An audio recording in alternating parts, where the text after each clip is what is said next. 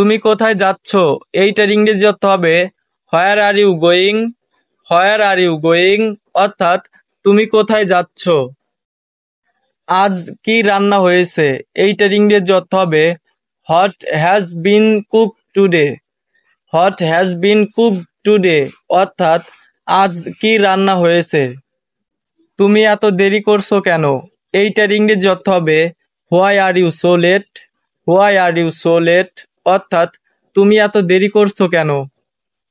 এটা তুমি করেছো এইটার ইংরেজি অর্থ হবে did you do this. Did you do this অর্থাৎ তুমি এটা করেছো। তুমি খেতে বসো এইটার ইংরেজি অর্থ হবে sit down to eat. Sit down to eat অর্থাৎ তুমি খেতে বসো। আমি একটু ব্যস্ত আছি এইটার ইংরেজি অর্থ হবে I am a bit busy. I am a bit busy অর্থাৎ আমি একটু ব্যস্ত আছি। এখন আর বাইরে যেও না এইটার ইংরেজি অর্থ হবে don't go outside now. Don't go outside নাও অর্থাৎ এখন আর বাইরে যেও না। তুমি কি কিছু বললে এইটার ইংরেজি অর্থ হবে did you say something. Did you say something অর্থাৎ তুমি কি কিছু বললে। খাবারের সময় হয়েছে এইটার ইংরেজি অর্থ হবে ইটস টাইম ফর ফুড।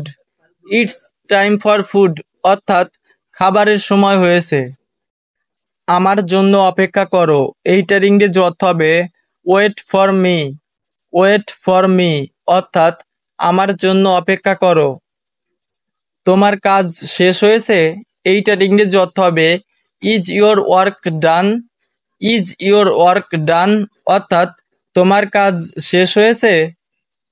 ওকে এখানে ডাকো এইটার ইংরেজি অর্থ হবে call him hair. Call him hair অর্থাৎ ওকে এখানে ডাকো। খাবার টেবিলে রাখা আছে এইটার ইংরেজি অর্থ হবে the food is on the table. The food is on the table অর্থাৎ খাবার টেবিলে রাখা আছে। তুমি কোথায় ছিলে এইটার ইংরেজি অর্থ হবে where have you been. Where have you been অর্থাৎ তুমি কোথায় ছিলে। আমি এখন বের হচ্ছি এইটার ইংরেজি অর্থ হবে I am going out now. I am going out now অর্থাৎ আমি এখন বের হচ্ছি। এখানে আসো কিছু দেখাও এইটার ইংরেজি অর্থ হবে come here show me something. Come here show me something অর্থাৎ এখানে আসো কিছু দেখাও। তোমার বই কোথায় এইটার ইংরেজি অর্থ হবে where is your book. Where is your book অর্থাৎ তোমার বই কোথায়।